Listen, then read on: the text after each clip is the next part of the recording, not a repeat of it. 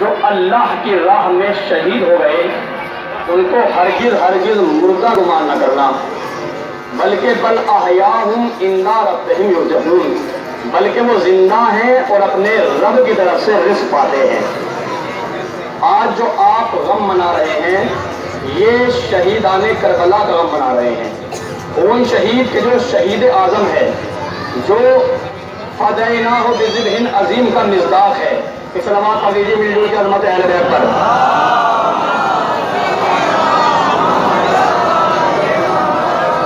حسین کی مشعل راہ پہ چل کر انسان نے جینا سیکھا ہے۔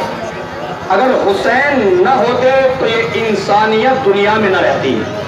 اگر دنیا میں انسانیت باقی ہے تو وہ حسین ہی کا صدقہ ہے، وہ حسین ہی کا کمال ہے، وہ حسین ہی کی بلندی ہے، وہ انہی کا معیار ہے کہ انہوں نے لوگوں کو انسانیت کے ذریعے جینا سکھا دیا۔ پوری دنیا کے ملک کو اگر آپ دیکھیں گے ملکوں کو تو ہر ملک دنیا کا ایک پھول ہے۔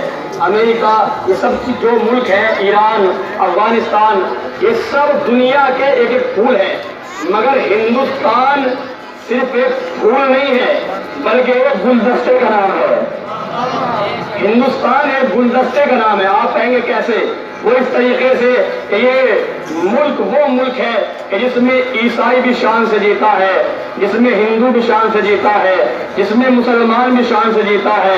اور کمال کی بات یہ ہے کہ سب کا طریقہ عبادت الگ ہے۔ عیسائی کا طریقہ عبادت الگ، ہندو کا طریقہ عبادت الگ، مسلمان کا طریقہ عبادت الگ، یہ سب کے طریقہ عبادت الگ ہیں، مگر واحد دستگاہ ہے حسین کی کہ جو لوگ الگ الگ عبادت گاہوں میں عبادتیں کرنے جا رہے تھے، مگر جیسے ہی نام حسین آیا ایک ہی صف میں ہندو بھی کھڑا ہے، ایک ہی صف میں عیسائی بھی کھڑا ہے، ایک ہی صف میں مجوسی بھی کھڑا ہے، ایک ہی صف میں مسلمان بھی ماتم کر رہا ہے۔ میں نے پوچھا کہ تمہاری عبادت کے طریقے الگ ہیں، کوئی مسجد میں جاتا ہے، کوئی مندر میں جاتا ہے، کوئی چرچ میں جاتا ہے، لیکن حسین کے نام پر ایک جگہ اتحاد کر کے کیوں کھڑے ہو؟ عجب نہیں ساری دنیا مل کے جواب دے کہ حسین صرف تمہارے ہی مولا تو نہیں ہے، حسین مولائے کائنات کا نام ہے، حسین مولائے کائنات کا نام ہے۔ حسین نے انسانیت بچائی ہے، انسانیت۔ ایک مثال کے ذریعے باتیں کر دوں گا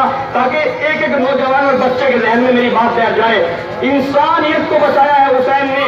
مثلا ایک ٹرین جا رہی ہے، پٹری سے ہوتے ہوئے ایک نوجوان نے دیکھا کہ پٹری راستے سے ٹوٹی ہوئی ہے، اس نے حتی الامکان کوشش کی کہ ٹرین والوں کو آگاہ کر دے کہ یہ پٹری ٹوٹی ہوئی ہے، لال جھنڈی دکھائی، مگر ٹرین والے ہیں کہ جو اس کی بات پر توجہ ہی نہیں دیتے ہیں۔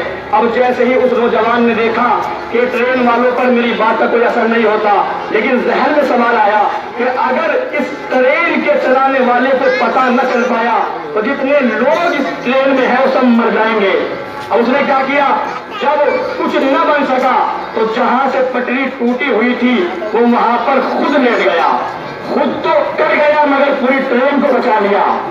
اور جو فرما رہے ہیں بس یہی سے میں آپ کو ایک موضوع دوں گا، ایک جملہ دوں گا، خود تو کٹ گیا مگر پوری ٹرین کو بچا لیا۔